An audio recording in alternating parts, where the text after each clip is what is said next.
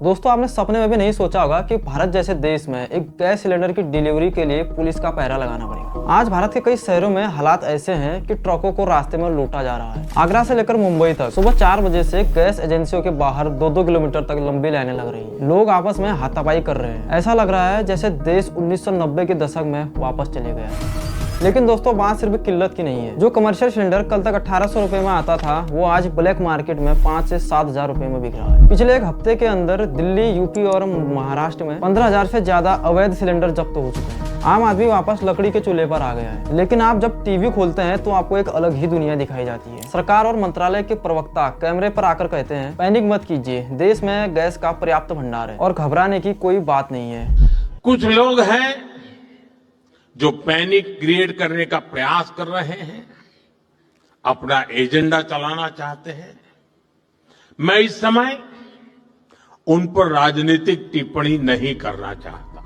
दोस्तों, अगर भंडार पर्याप्त है तो सड़कों पर यह हड़कंप क्यों है? अगर देश में गैस है तो आम आदमी का वेटिंग पीरियड 15 से 20 दिन क्यों दिखा रहा है? दोस्तों, यहीं से शुरू होता है इस संकट का पहला और सबसे बड़ा पर्दाफाश। जब आप अपना सिलेंडर बुक करने जाते हैं तो अचानक से एक नया नियम सामने आ जाता है। ई-KYC करवाइए, जिससे लाखों लोग CSC सेंटर और गैस ऑफिस के बाहर धक्के खा रहे हैं। लेकिन क्या आपको पता है कि फिंगरप्रिंट मैच ना होना या सर्वर का लगातार क्रैश होना ये महज कोई टेक्निकल एरर नहीं है। दोस्तों, जब पीछे से सप्लाई चेन टूटती है तो सिस्टम को जानबूझकर स्लो किया जाता है। ई-KYC और सर्वर डाउन का ये एरर असल में पैनिक बुकिंग को रोकने और डिस्ट्रीब्यूशन की स्पीड को आधा करने का एक सरकारी हथियार है। और इसी अफरा तफरी के बीच पनपता है भारत का सबसे बड़ा डाइवर्जन स्कैम। कागजों पर दिखाया जाता है कि उज्ज्वला योजना के तहत करोड़ों घरों तक गैस पहुंच रही है, लेकिन ग्राउंड रियलिटी ये है कि जब कमर्शियल गैस 5,000 रुपए की हो गई है तो ब्लैक मार्केट के माफिया घरेलू सिलेंडरों को ही होटलों में डाइवर्ट कर रहे हैं। जो गैस सिलेंडर पर एक गरीब का हक था, वो आज सिस्टम और पुलिस की नाक के नीचे से चोरी होकर ब्लैक मार्केट में बिक रहा है। लेकिन इन सबके बीच एक ऐसा सवाल है जो किसी भी न्यूज चैनल ने नहीं पूछा, और ये सवाल आपको अंदर तक हिला देगा।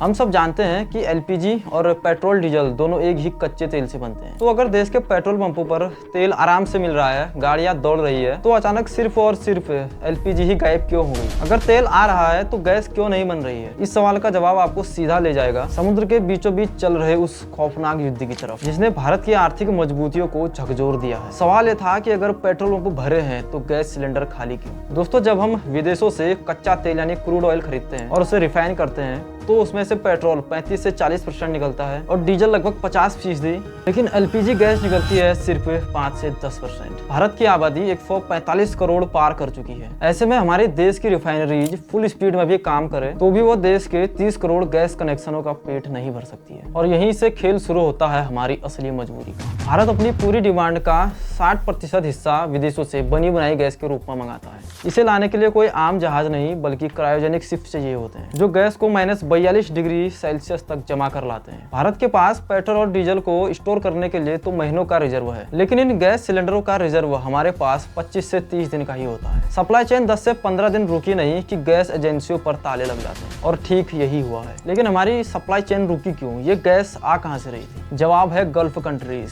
कतर, सऊदी अरब और UAE। और इन देशों से भारत तक पहुंचने के बीच आता है दुनिया का सबसे खतरनाक डेथ ट्रैप, जहां इस वक्त मौत का खेल चल रहा है। इसे ध्यान से देखिए, यह है स्ट्रेट ऑफ हॉर्मुज, सिर्फ 39 किलोमीटर चौड़ा समंदर का वो रास्ता जहां से दुनिया का 20% ऑयल और भारत की 60% से ज्यादा गैस गुजरती है।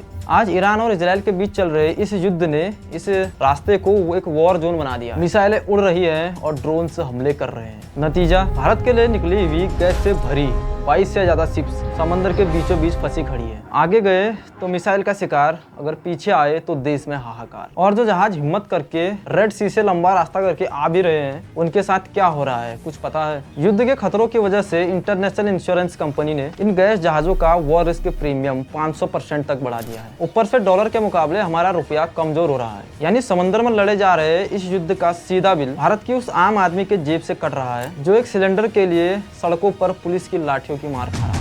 ये सिर्फ शॉर्टेज नहीं है दोस्तों, ये ग्लोबल इकोनॉमी का चेकमेट है जिसका शिकार हम सब हो रहे हैं। ईरान के समंदर में फंसे इन 22 जहाजों का मतलब आपका सिर्फ चूल्हा बुझना नहीं है, इसका चेन रिएक्शन पूरी इकोनॉमी को निगल रहा है। जब रेस्टोरेंट और ढाबे वालों को ब्लैक में कमर्शियल सिलेंडर 5,000 रुपए का खरीदना पड़ेगा तो वो अपनी जेब से थोड़ी भरेंगे। आपकी दाल मखनी और रोटी का बिल 30% तक बढ़ चुका है। माल ढुलाई के जो ट्रक LPG और CNG से चलते हैं उनका भाड़ा बढ़ गया है, यानी सब्जी मंडी से लेकर सुपरमार्केट तक हर चीज पर एक अदृश्य टैक्स लग चुका है, द वॉर टैक्स। और सबसे बड़ा धोखा किसके साथ हुआ है? उन करोड़ों उज्ज्वला लाभार्थियों के साथ जिन्हें गैस का सपना दिखाकर वापस उसी जहरीले धुएं में धकेल दिया गया। WHO का डेटा कहता है कि लकड़ी के चूल्हे का धुआं दिन भर में 400 सिगरेट पीने के बराबर होता है। और जो शहरी लोग सोच रहे हैं कि वो इंडक्शन पर खाना बना लेंगे, उनके लिए एक और झटका इंतजार कर रहा है। जब लाखों लोग एक साथ इंडक्शन चलाएंगे तो पावर ग्रिड्स पर ओवरलोड होगा और आपकी बिजली के बिल आसमान छूने लगेंगे। हम आगे नहीं बढ़ रहे हैं दोस्तों, हम 20 साल पीछे जा रहे हैं। लेकिन सवाल यह है कि क्या भारत सरकार हाथ पर हाथ धरी बैठी है? नहीं, भारत ने अपना प्लान B एक्टिवेट कर दिया है। हम अब अपनी निर्भरता मिडिल ईस्ट से कम करके रूस और अमेरिका की तरफ बढ़ रहे हैं।